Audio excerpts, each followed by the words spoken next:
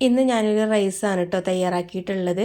Fried rice എന്ന് പറയുമ്പോൾ കുട്ടികൾക്ക് എന്തായാലും ഇഷ്ടപ്പെടുന്ന ഒരു റെസിപ്പിയാണല്ലോ. അപ്പോൾ അതെങ്ങനെയാണെന്നുള്ളത് വീഡിയോ സ്കിപ്പ് ചെയ്യാതെ മൊത്തത്തിൽ കണ്ടു നോക്കിയിട്ടുണ്ടെങ്കിൽ നല്ല ടേസ്റ്റി ആയിട്ടുള്ളൊരു ഫ്രൈഡ് റൈസ് നമുക്ക് തയ്യാറാക്കി എടുക്കാനായിട്ട് കഴിയും.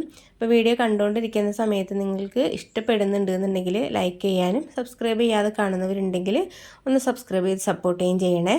അപ്പോൾ നമുക്ക് അധികം വൈകാതെ തന്നെ നല്ല ടേസ്റ്റി ആയിട്ടുള്ള ഫ്രൈഡ് റൈസ് എങ്ങനെ തയ്യാറാക്കാമെന്നുള്ളത് നോക്കിയാലോ. അതിന് വേണ്ടിയിട്ട് ഞാനിതാ ബസുമതി റൈസ് എടുത്തിട്ടുണ്ട്. നമ്മൾ കപ്സ മന്തി ഒക്കെ ഉണ്ടാക്കുന്ന റൈസ് ഉണ്ടല്ലോ, അതാണ് കേട്ടോ എടുത്തിട്ടുള്ളത്. അപ്പോൾ നമുക്കതൊന്ന് നല്ലപോലെ ഒന്ന് കഴുകിയതിന് ശേഷം കുതിരാനായിട്ട് വെച്ചാൽ മതി. ഒരു അരമണിക്കൂർ നമുക്ക് സോക്ക് ചെയ്യാനായിട്ട് വെക്കണേ.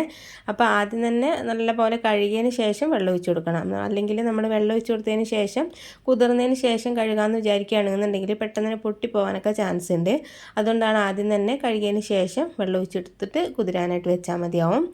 അതൊരു സൈഡിലേക്ക് വെച്ചിട്ടുണ്ട്. ഇനി ഞാനൊരു 200 ഗ്രാം ചിക്കൻ എടുത്തിട്ടുണ്ട്. അതിലേക്ക് കുറച്ച് കുരുമുളക് പൊടിയും അതുപോലെ തന്നെ കുറച്ച് കാശ്മീരി മുളക് പൊടിയും ഇട്ട് കൊടുത്തിട്ടുണ്ട്.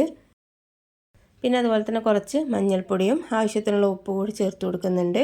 മുളക് പൊടി ഇട്ട് കൊടുക്കണം എന്നുള്ള നിർബന്ധമുള്ള കാര്യമില്ല കേട്ടോ. മുഴുവനായിട്ട് നമുക്ക് വേണമെങ്കിൽ പെപ്പർ പൗഡർ ചേർത്ത് കൊടുത്താലും മതി. കുരുമുളക് പൊടി ഉണ്ടല്ലോ, അത് ചേർത്ത് കൊടുത്താലും മതിയാവും. പിന്നെ ഞാനതിലേക്ക് ഒരു ടേബിൾ സ്പൂൺ വിനാഗിരി ചേർത്ത് കൊടുത്തിട്ടുണ്ട്. അപ്പോൾ സുർക്കയ്ക്ക് പകരം നിങ്ങൾക്ക് വേണമെന്നുണ്ടെങ്കിൽ ഒരു ചെറുനാരങ്ങയുടെ പകുതി നീരെടുത്തിട്ട് അത് ചേർത്ത് കൊടുത്താലും മതി.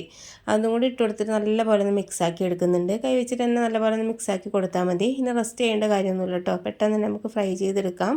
അതിന് വേണ്ടിയിട്ട് ഞാനിത് പാൻ വെച്ചിട്ടുണ്ട്. ചൂടായി വരുന്ന സമയത്ത് അതിലേക്ക് കുറച്ച് ഓയിൽ ഒഴിച്ച് കൊടുക്കുന്നുണ്ട്.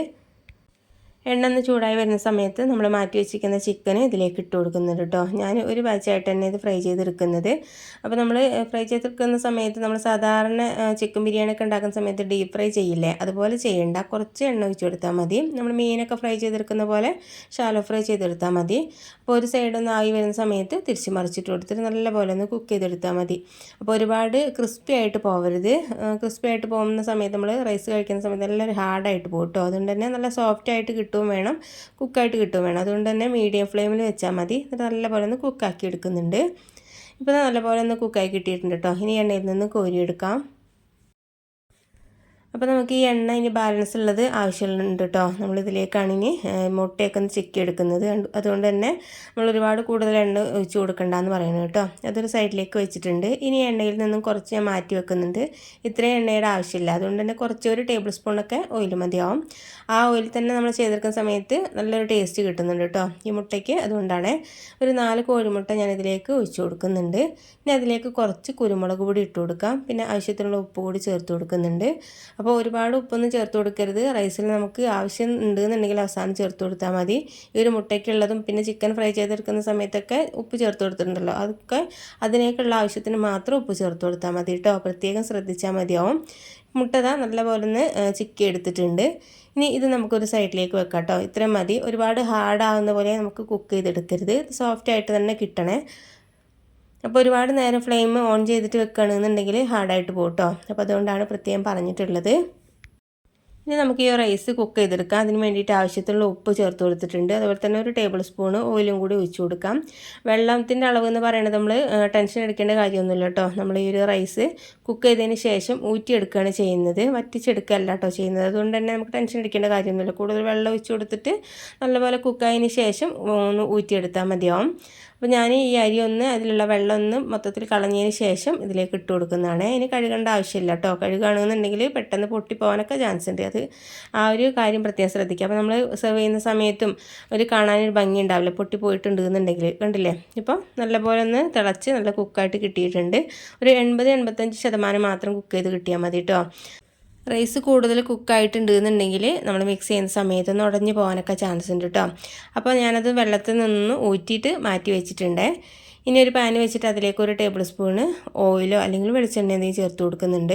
അപ്പോൾ ഞാനിതിലേക്ക് വെളിച്ചെണ്ണയാണ് കേട്ടോ എടുത്തിട്ടുള്ളത്. അപ്പോൾ റെസ്റ്റോറൻറ്റ് സ്റ്റൈലിലൊക്കെ ആണെന്നുണ്ടെങ്കിൽ ഒലിവ് ഓയിൽ ചേർത്ത് കൊടുക്കുന്നതായിരിക്കും നല്ലത്. അപ്പോൾ കറക്റ്റ് ഒരു ടേസ്റ്റും കാര്യങ്ങളും കിട്ടിക്കോളും.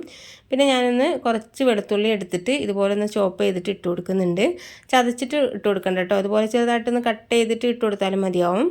എന്നിട്ട് എണ്ണയിലിട്ടിട്ട് നല്ലപോലെ ഒന്ന് വഴറ്റിയെടുക്കാം കേട്ടോ. അപ്പോൾ നല്ലൊരു സ്മെല്ല് വരും. ചെറിയ ഒരു കളറൊക്കെ മാറി വരുന്ന സമയത്ത് അതിലേക്ക് നമുക്കിനി വെജിറ്റബിൾസ് ഇട്ട് കൊടുക്കാം. ഒരു മീഡിയം സൈസുള്ള ക്യാരറ്റ് എടുത്തിട്ട് ഇതുപോലെ ഒന്ന് ചോപ്പ് ചെയ്തിട്ട് ഇട്ട് കൊടുക്കുന്നുണ്ട്. കുറച്ച് ഇനി ബീൻസാണ് കേട്ടോ ഇട്ട് കൊടുക്കുന്നത്. ഇനി അതുപോലെ തന്നെ കുറച്ച് ക്യാപ്സിക്കം പൊടിയായിട്ട് അരിഞ്ഞിട്ട് ചേർത്ത് കൊടുക്കുന്നുണ്ട് കേട്ടോ. ഒരു മീഡിയം സൈസുള്ള ക്യാപ്സിക്കം എടുത്തിട്ട് അതിൻ്റെ പകുതി മൊത്തം ഞാൻ എടുത്തിട്ടുണ്ട്. അത് ഇതുപോലെ തന്നെ പൊടിയായിട്ട് തന്നെ അരിഞ്ഞ് കൊടുക്കണേ. പിന്നെ ഫ്രോസൺ ഗ്രീൻ പീസാണ് കേട്ടോ ഞാൻ എടുത്തിട്ടുള്ളത്. അതൊരു കപ്പ് എടുത്തിട്ടുണ്ട്. ഇനിയിപ്പം മറ്റേ സാധാരണ നമ്മൾ കറി വെക്കുന്ന ഗ്രീൻ പീസ് ഉണ്ടല്ലോ, അത് എടുക്കുകയാണെന്നുണ്ടെങ്കിൽ അതൊന്ന് കുതിർത്തതിന് ശേഷം നമ്മൾ കുക്കറിൽ ഇട്ട് കൊടുത്തിട്ട് നല്ലപോലെ ഒന്ന് കുക്ക് ചെയ്തതിന് ശേഷം ഇതിലേക്ക് ഇട്ട് കൊടുത്താൽ മതി കേട്ടോ. ഒരുപാട് വെന്തുടഞ്ഞു പോകരുത്, നല്ലപോലെ ഒന്ന് കുക്കായിട്ട് മാത്രം കിട്ടിയാൽ മതി കേട്ടോ. അങ്ങനെ ചേർത്ത് കൊടുത്താലും കുഴപ്പമൊന്നുമില്ല. ഫ്രോസൺ ഗ്രീൻ പീസ് എടുക്കുകയാണെന്നുണ്ടെങ്കിൽ പെട്ടെന്ന് തന്നെ കുക്കായി കിട്ടിക്കോളും. അത്രയേ ഉള്ളൂ വ്യത്യാസം കേട്ടോ. പിന്നെ ഇനി നമുക്ക് നല്ലപോലെ ഒന്ന് വഴറ്റിയെടുക്കാം. സാധാരണ നമ്മൾ ഉപ്പേരിയൊക്കെ ഉണ്ടാക്കുന്ന പോലെ ഒരുപാട് കുഴഞ്ഞ് വരേണ്ട കാര്യമൊന്നുമില്ല കേട്ടോ. അത് പെട്ടെന്ന് തന്നെ കുക്കായിട്ടൊന്ന് കിട്ടിയാൽ മതി. ഒന്ന് ജസ്റ്റ് ഒന്ന് നല്ലപോലെ ഒന്ന് കുക്കായിട്ട് കിട്ടിയാൽ മാത്രം മതി. അപ്പോൾ ഇത് പ്രത്യേകം ശ്രദ്ധിക്കേണ്ട കാര്യം എന്താണെന്ന് വെച്ചാൽ, നമ്മൾ ഇതുപോലത്തെ നോർത്ത് ഇന്ത്യൻ ഡിഷസ് ഒക്കെ ഉണ്ടാക്കുന്ന സമയത്ത് ഹൈ ഫ്ലെയിമിൽ വെച്ചിട്ട് തന്നെ ഉണ്ടാക്കുക. അടുത്തടുത്ത് നമ്മൾ സാധനങ്ങളൊക്കെ അടുപ്പിച്ച് വെക്കുക. എന്നിട്ട് പെട്ടെന്ന് നമ്മൾ ഈ ഒരു ഇൻഗ്രീഡിയൻസ് ഒക്കെ ചേർത്ത് കൊടുക്കണം. ഞാനിതൊന്ന് ഇതിൻ്റെ ഇടയിലൊന്ന് അടച്ച് വെച്ചിട്ടുണ്ടായിരുന്നു കേട്ടോ. അടച്ച് വെച്ചിട്ട് നല്ലപോലെ ഒന്ന് ഇളക്കിയിട്ട് ഒന്ന് കുക്ക് ചെയ്തെടുക്കുന്നുണ്ട്. അപ്പോൾ ഇതുപോലെ ചെറുതായിട്ട് ചോപ്പ് ചെയ്തെടുത്തിട്ടുള്ളതാണല്ലോ, അതിനെ പെട്ടെന്ന് കുക്കായി കിട്ടുകയും ചെയ്തോളും. വെന്ത് ഉടഞ്ഞ് പോവാതെ തന്നെ നമുക്കിതൊന്ന് കിട്ടുകയും ചെയ്യണം കേട്ടോ. അതുകൊണ്ടാണ് ഇടയ്ക്കൊന്ന് ഇളക്കിയിട്ട് തുറന്നിട്ട് ഇളക്കി നോക്കുന്നത്. അപ്പോൾ ഈ ഒരു പാകത്തിന് മതി. സമയത്ത് നല്ലപോലെ കുക്കായിട്ടൊക്കെ കിട്ടിയിട്ടുണ്ട്. ഇനി അതിലേക്ക് 1 ടേബിൾ സ്പൂണ് സോയാ സോസ് ഒഴിച്ച് കൊടുക്കുന്നുണ്ട്. അതുപോലെ തന്നെ 1 ടേബിൾ സ്പൂണ് ടൊമാറ്റോ സോസും കൂടി ഒഴിച്ച് കൊടുക്കാം. പിന്നെ അതിലേക്ക് കുറച്ച് ഗ്രീൻ ചില്ലി സോസ് ഇട്ട് ഒഴിച്ച് കൊടുക്കുന്നത്. നിങ്ങളുടെ കയ്യിൽ റെഡ് ചില്ലി സോസ് ഉണ്ടെന്നുണ്ടെങ്കിൽ അങ്ങനെ ചേർത്ത് കൊടുക്കുന്നതായിരിക്കും നല്ലത്. അപ്പോൾ എൻ്റെ കയ്യിലുണ്ടായിരുന്നില്ല കേട്ടോ, അതുകൊണ്ടാണ് ഗ്രീൻ ചില്ലി സോസ് ചേർത്ത് കൊടുക്കുന്നത്. അതും കൂടി ഇട്ട് കൊടുത്തിട്ട് നല്ലപോലെ വഴറ്റിയെടുക്കുന്നുണ്ട് കേട്ടോ. ഈ സമയത്തൊക്കെ ഹൈ ഫ്ലെയിമിൽ തന്നെ വെക്കാനായിട്ട് ശ്രദ്ധിക്കണേ. തീ കുറച്ചൊന്നും വെക്കണ്ട, പെട്ടെന്ന് നമുക്ക് മിക്സാക്കി എടുക്കുക. അത്ര പെട്ടെന്ന് തന്നെ ആ ഒരു ടേസ്റ്റും കാര്യങ്ങളും കിട്ടുള്ളൂ. അതൊന്ന് മിക്സാക്കിയതിന് ശേഷം നമ്മൾ ഒരു ചിക്കൻ എടുത്തിട്ടുള്ള മുട്ടയുണ്ടല്ലോ, അത് ഇട്ട് കൊടുക്കുന്നുണ്ട്. അതുപോലെ തന്നെ നമ്മൾ ചിക്കൻ ഫ്രൈ ചെയ്തെടുത്തും കൂടി ഇട്ട് കൊടുക്കാം. ഇനി ഞാനിത് നല്ലപോലെ ഒന്ന് മിക്സാക്കി കൊടുക്കുന്നുണ്ട്. മുട്ടയിലേക്കും ചിക്കനിലേക്കൊക്കെ ഈ ഒരു സോസും വെജിറ്റബിൾസൊക്കെ ഒരേപോലെ മിക്സാക്കി കിട്ടാൻ വേണ്ടിയിട്ട് നല്ലപോലെ ഒന്ന് മിക്സാക്കി കൊടുക്കാം. ഇനി നമുക്ക് ഉപ്പ് ചേർത്ത് കൊടുക്കേണ്ട കാര്യമില്ല കേട്ടോ. സോസിലൊക്കെ ഓൾറെഡി ഉപ്പ് ഉണ്ടാവും. ചില സോയാ സോസിൽ ഉപ്പ് ഉണ്ടാവും കേട്ടോ. അപ്പോൾ അത് നോക്കിയിട്ട് ചേർത്ത് കൊടുത്താൽ മതി. അപ്പോൾ ഞാനിതിലേക്ക് ഉപ്പ് ചേർത്ത് കൊടുക്കുന്നില്ല. നമ്മൾ ചിക്കനിലേക്കും മുട്ടയിലേക്കൊക്കെ ഉപ്പ് ചേർത്ത് കൊടുത്തിട്ടുണ്ട്. അതുപോലെ തന്നെ റൈസിലും നമ്മൾ ഉപ്പിട്ടിട്ടാണല്ലോ കുക്ക് ചെയ്തെടുത്തിട്ടുള്ളത്. അതുകൊണ്ട് തന്നെ അവസാനം നമ്മൾ ടേസ്റ്റ് ചെയ്യുന്ന സമയത്ത് വേണമെന്നുണ്ടെങ്കിൽ മാത്രം ചേർത്ത് കൊടുത്താൽ മതി. ആദ്യം തന്നെ ഉപ്പ് ചേർത്ത് കൊടുക്കരുത്. ഇനി നല്ലപോലെ മിക്സാക്കിയതിന് ശേഷം ഈ റൈസ് ഇതിലേക്ക് ഇട്ട് കൊടുക്കുന്നുണ്ട് കേട്ടോ. അപ്പം ഈ റൈസ് നമ്മൾ തലേ ദിവസമൊക്കെ ഉണ്ടാക്കി വെക്കുകയാണെന്നുണ്ടെങ്കിൽ നല്ലപോലെ തണുത്തിട്ട് നമുക്ക് ഒട്ടും തന്നെ പൊടിഞ്ഞു പോകാതെ കിട്ടും കേട്ടോ. അപ്പോൾ ഇതിലേക്ക് ഇങ്ങനെ ഊറ്റിയെടുക്കുന്ന സമയത്ത് നമ്മൾ കുറച്ച് കൂടുതൽ വെന്ത് പോയിട്ടുണ്ട് എന്നുണ്ടെങ്കിൽ തന്നെ കുറച്ച് പച്ചവെള്ളം അതിന് മുകളിലായിട്ട് ഒഴിച്ചു കൊടുത്താൽ മതി. അങ്ങനെയാണെന്നുണ്ടെങ്കിലും ഒരുപാട് കുഴഞ്ഞൊന്നും പോവില്ല. അപ്പോൾ നല്ലപോലെ ഒന്ന് മിക്സാക്കി കൊടുക്കുന്നുണ്ട്. ഇനി ഇതിൻ്റെ മിക്സിങ്ങിലാട്ടോ ഇതിൻ്റെ ടേസ്റ്റ് കിടക്കുന്നത്. ഒരേപോലെ മിക്സാക്കി എടുക്കണം. അപ്പോൾ ഒരുപാട് പൊട്ടിപ്പോവുകയും ചെയ്യരുത്. സ്റ്റീലിൻ്റെ തവി വെച്ചിട്ടൊന്നും നമ്മളിതുപോലെ മിക്സാക്കി എടുക്കരുത് കേട്ടോ. മരത്തിൻ്റെ തവിയൊക്കെ വെച്ചിട്ട് മിക്സാക്കി എടുക്കണമെന്നുണ്ടെങ്കിൽ ഒരുപാടൊന്നും പൊട്ടിപ്പോകാതെ തന്നെ നമുക്ക് നല്ലപോലെ ഒന്ന് മിക്സായി കിട്ടിക്കോളും. അപ്പോൾ റെസ്റ്റോറൻറ്റ് സ്റ്റൈലിലേക്കാണെന്നുണ്ടെങ്കിൽ ഒന്ന് കുടഞ്ഞ് കൊടുക്കുകയാണെന്നുണ്ടെങ്കിൽ ഒരേപോലെ മിക്സായി കിട്ടും കേട്ടോ. അപ്പോൾ ഇത് ഞാൻ കുറച്ച് സമയം എടുത്തിട്ട് തന്നെ നല്ലപോലെ ഒന്ന് മിക്സാക്കി എടുത്തിട്ടുണ്ട്. നമുക്ക് ഉടഞ്ഞു പോവുകയും ചെയ്യരുത്, നല്ലപോലെ മിക്സായി കിട്ടുകയും വേണമല്ലോ. അതുകൊണ്ട് തന്നെ കുറച്ച് ടൈം എടുത്തിട്ട് മിക്സാക്കി എടുത്തിട്ടുണ്ട്. ഇനി അതിലേക്ക് ഫൈനലായിട്ട് കുറച്ച് മല്ലിയില ചെറുതായിട്ട് കട്ട് ചെയ്തിട്ട് ചേർത്ത് കൊടുക്കുന്നുണ്ട്. നിങ്ങളുടെ കയ്യിൽ സ്പ്രിംഗ് ഓണിയൻ ഉണ്ടെന്നുണ്ടെങ്കിൽ ചെറുതായിട്ട് കട്ട് ചെയ്തിട്ട് ചേർത്ത് കൊടുത്താൽ മതി. അപ്പോൾ ഉണ്ടെന്നുണ്ടെങ്കിൽ എന്തായാലും ചേർത്ത് കൊടുത്തോളൂ കേട്ടോ. നല്ല ടേസ്റ്റ് ആയിട്ട് കിട്ടുന്നത്. അപ്പോൾ എൻ്റെ കയ്യിൽ ഉണ്ടായിരുന്നില്ല, അതുകൊണ്ടാണ് ഈ ഒരു മല്ലിയില ചെറുതായിട്ട് കട്ട് ചെയ്തിട്ട് ചേർത്ത് കൊടുക്കുന്നത്. മല്ലിയില അല്ലെങ്കിൽ സ്പ്രിംഗ് ഓണിയനോ എന്തായാലും ചേർത്ത് കൊടുക്കണം കേട്ടോ. ഇനി ടേസ്റ്റ് ചെയ്ത് നോക്കിയിട്ട് കുരുമുളക് പൊടിയൊക്കെ വേണമെന്നുണ്ടെങ്കിൽ, എരിവ് കുറവുണ്ട് തോന്നുകയാണെങ്കിൽ കുരുമുളക് പൊടി ചേർത്ത് കൊടുക്കുക. അതുപോലെ തന്നെ ഉപ്പൊക്കെ ടേസ്റ്റ് ചെയ്തിട്ട് ചേർത്ത് കൊടുത്താൽ മതിയാവും.